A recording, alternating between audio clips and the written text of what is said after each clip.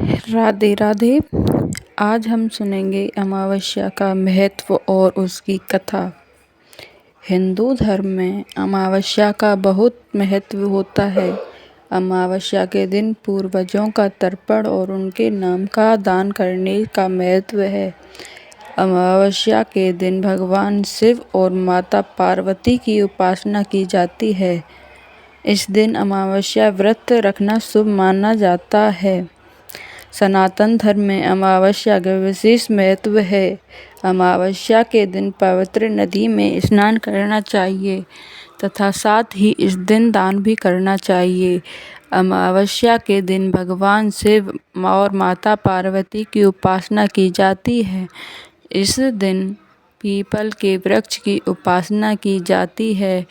धार्मिक मान्यताओं के अनुसार पीपल के वृक्ष में देवी देवताओं का वास होता है, इसलिए इस दिन पीपल के पेड़ में जल अर्पित करने से मनोकामनाएं पूरी होती हैं।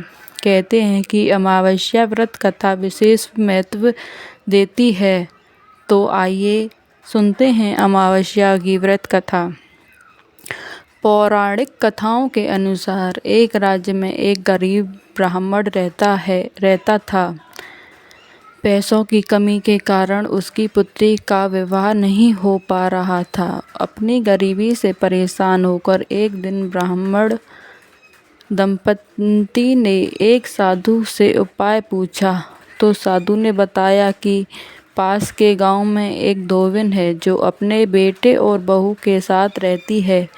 यदि आपकी बेटी उस धोबिन की सेवा करे तो वह धोबिन खुश होकर अपनी मांग का सिंदूर दे देगी, जिससे कन्या का विवाह तय हो जाएगा। यह सुनकर कन्या धोबिन के घर जाकर सारा काम करने लगी और इसका पता धोबिन व उसकी बहू को नहीं चल पाया। एक दिन धोबी ने अपनी बहू से पूछा कि तुम इतना सारा काम इतनी जल्दी कैसे कर लेती हो? तो बहू बोली, मुझे लगता है कि आप यह सारा काम करती हैं। तो धोबिन चौंक गई और उसने नज़र रखना शुरू किया। धोबिन ने जब सुबह उठकर देखा तो एक कन्या चुपचाप अपने घर का सारा काम कर रही थी। कई दिनों तक ऐसा चलता रहा। एक दिन धोबिन ने कन्या से कारण पूछा। कन्या ने साधु द्वारा कही सारी बात धोबिन को बता दी। उसकी बात सुनकर धोबिन ने अपनी मांग का सिंदूर उसे दे दिया और उसी समय धोबिन के पति की मृत्यु हो गई। उससे दुखी होकर कन्या का घर निकल पड़ी और एक पीपल के पेड़ के पास पहुंचकर 108 ईंट के टुकड़े लिए और उन्हें टुकड़ों को 108 बार परिक्रमा करके एक एक बार फेंकने लगी। कन्या ने ऐसा करने से धोबिन का पति जीवित हो गया। पीपल के पेड़ की परिक्रमा करने के कारण कन्या को शुभ फल की प्राप्ति हुई।